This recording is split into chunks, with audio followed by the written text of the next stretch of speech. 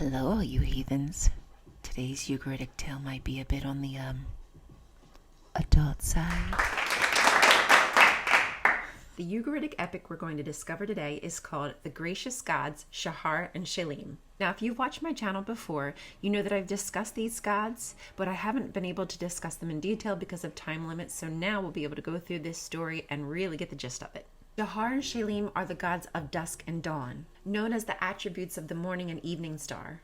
There is some damage to the tablet, but for the most part it's in pretty good condition considering it's from 1500 BCE. Portions of the hymn are like a ritual and meant to be repeated 7 times. Other parts are sung and then a response is sung back. And there's also the use of incense, coriander, and mint. I would call on the gracious gods and fair sons of who establish a city on the high desert. Peace to the king, peace to the queen, the ministers, and the guards. It is believed this is a fertility ritual that was practiced possibly when the drought had went on too long, because it mentions Mot, the prince of the underworld.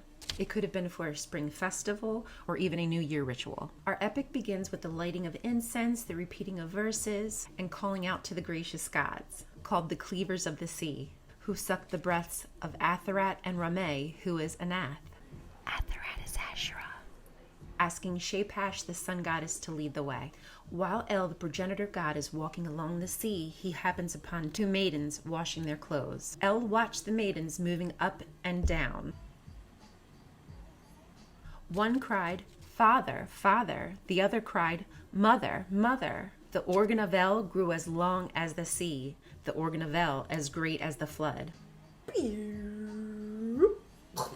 El raised his staff heavenwards and shot his staff at a bird. He plucked the bird from the sky and roasted it over coals. He roasted the bird upon the coals and said to the 2 women, "If the 2 women should cry out, 'Husband, husband, who have lowered your scepter?' then the 2 women will be wives of El. But if the 2 women are to cry out, 'Father, Father,' then you will become my daughters.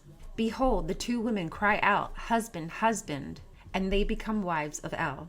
The 2 women are symbolically Athirat and Anath. El stooped down and kissed their lips, and behold, their lips were as sweet as pomegranate. In the kissing, there was conception. In the embracing, there was pregnancy. They traveled and gave birth to Shahar and Shalim. An offering is made to the goddess Shapash and the fixed stars for lighting the way. But the gracious gods were insatiable, cleavers of the sea, who sucked the teats, the breasts of the lady. One lip reached to the earth, one lip up to the heaven, and there indeed enter their mouth the birds of the heavens and the fish from the sea.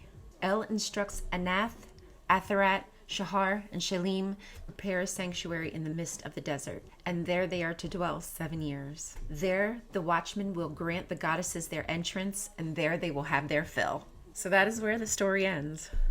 Before you go, I wanted to mention that as we learn these stories together, you're going to start to see these gods appear in the Hebrew Bible. Yeah, you're going to see the Canaanite gods appear in the Hebrew Bible, just like Shahar and Shalim in Isiah. How you have fallen from the heavens, Helel Ben Shahar. You have been cut down to the ground, O weakling above the nations. It was you who said in your heart, "I shall ascend to the heavens, above the stars of El. I shall raise high my throne. I shall sit on the mount of assembly, on the slopes of Saphon. I shall ascend above the heights of the clouds. I shall make myself like Elion." But you have been brought down to Sheol, to the recesses of the pit. Many people have tried to demonize and weaponize Shahar and Shalim and say that they are demons or Lucifer. Helel Ben Shahar is just a symbolic reference to how the king of Babylon was trying to usurp the throne. It has nothing to do with a Lucifer or a Satan. It says right there, Helel Ben Shahar. We know who that is. Not Satan. That's whitewashing of the real history. But don't worry, we're going to learn it together. And if you ask me, the story is way cooler told this way. The real way. It's going to be fun. All right, let me know what you think.